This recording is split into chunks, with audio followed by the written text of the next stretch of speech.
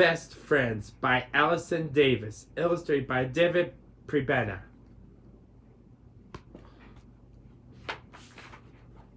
Big Bird and Snuffy were best friends. They played together every morning at preschool.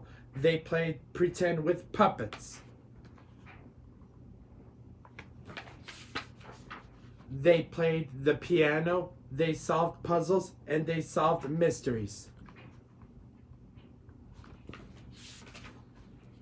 When it was time to play dress up, Snuffy and Big Bird always dressed it the same. "Howdy, partner," Big Bird would holler to his friend as he galloped by. "Howdy, partner," Snuffy would drawl, tipping his 10-gallon hat. When it was time to line up to go out to the playground, they were partners then too.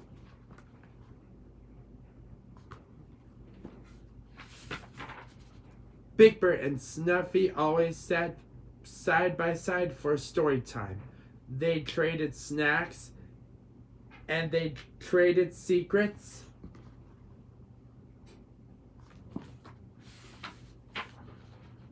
One day, when everyone was lining up to go outside, Ernie ran up to Snuffy and said, "Let's be partners." "Okay," said Snuffy.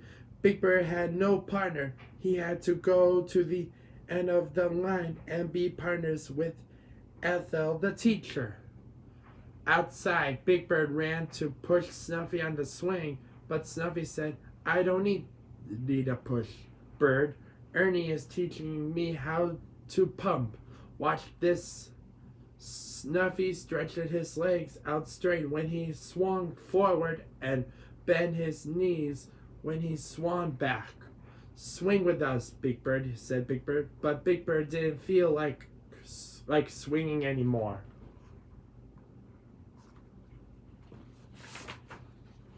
Big Bird looked around the playground. Everyone else was busy. There was no one to play with. He trudged back to the steps and sat down. Big Bird didn't even hear Bert ask him if he wanted to play.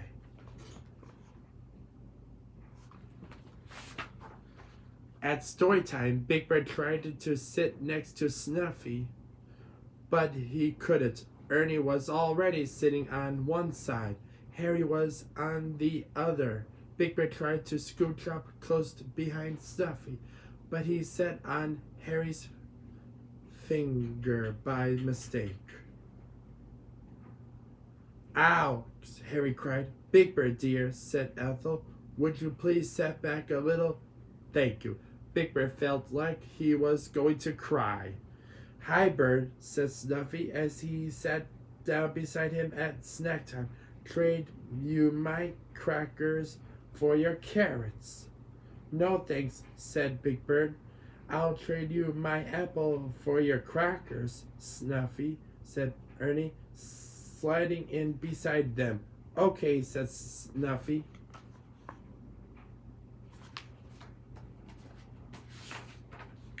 Then it was time to go home, and the grown-ups arrived as Snuffy was leaving. Ernie ran up with the picture he had painted. Big Bird thought it was the most beautiful picture of Snuffy he had ever seen.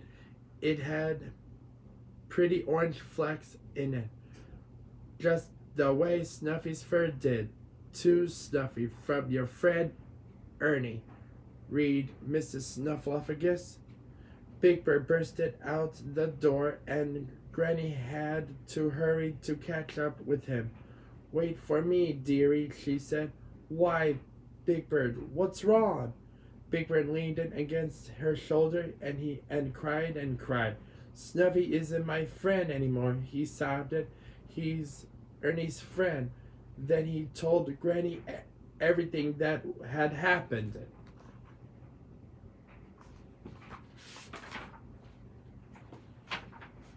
"It's hard to share a friend," said Granny, "but Snuffy can be your friend and Ernie's friend. Some things are more fun with three.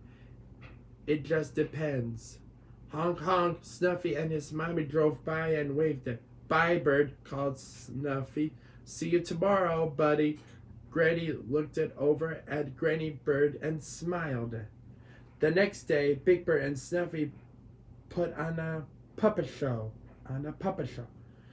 But this time he had someone to watch the show.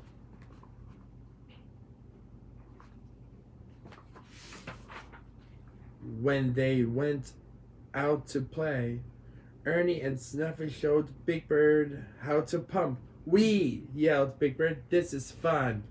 Now it's story time. Big Bird sits on one side of Snuffy and Ernie sits on the other.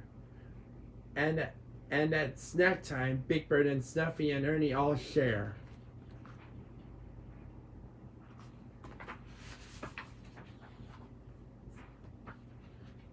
It's just as Granny said, some things are more fun when there are 3 or 4 or more.